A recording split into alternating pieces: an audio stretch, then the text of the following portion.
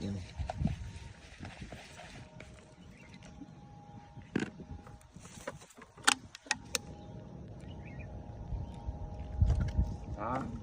င်တိုက်က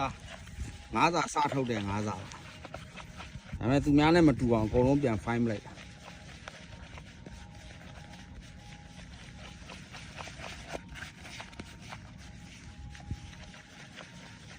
ပြည်ရင်းပြုတ်ကိုအားပေးပါ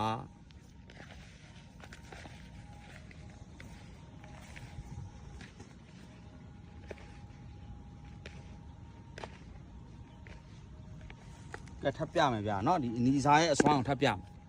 အနီစာကဘာကောင်းနေထပ်လာလဲကွာ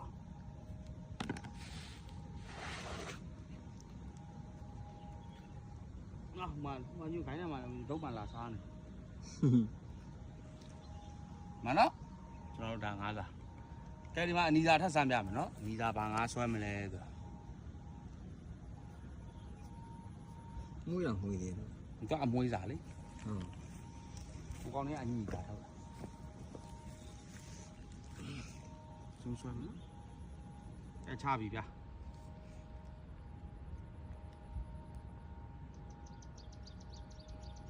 အိုးအနီစာလဲကြိုက်တယ်ဗျာအုတ်ခဲနာပဲโอ้ကောင်ကြီးပါဝင်လာတယ်မပွက်သွားကောင်ကြီးပါဝင်လာပြီဗျကောင်ကြီးပါဝင်လာတာပါเนาะ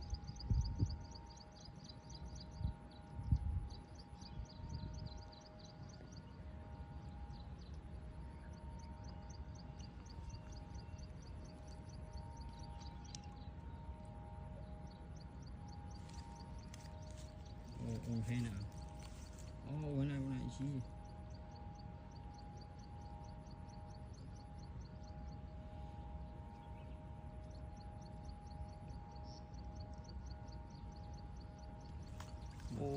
ချိန်နဲ့တစ်ထိုင်ထဲမှာပဲတနေရာထဲမှာပဲဒီရိုက်ပြီးကြော်ညာပစ်လိုက်တယ်ဆိုတာနောက်တစ်ခါဒီကိုလာဖို့ကမလွယ်ဘူးလေခက်ခဲတာကြောင့်ကျွန်တော်ဒီဘက်ကိုလာရတာနည်းနည်းခက်ခဲတယ်ခက်ခဲတာကြောင့်ကျွန်တော်တစ်ခါလေးကြော်ညာပေးခဲ့တာเนาะကြော်ညာတော့အပိုင်းပိုင်းချင်းစီပဲထပ်ပြီးတော့လွတ်မိမယ်ငဖီးတွေပြအကြီးကြီးညားကြည့်မှာ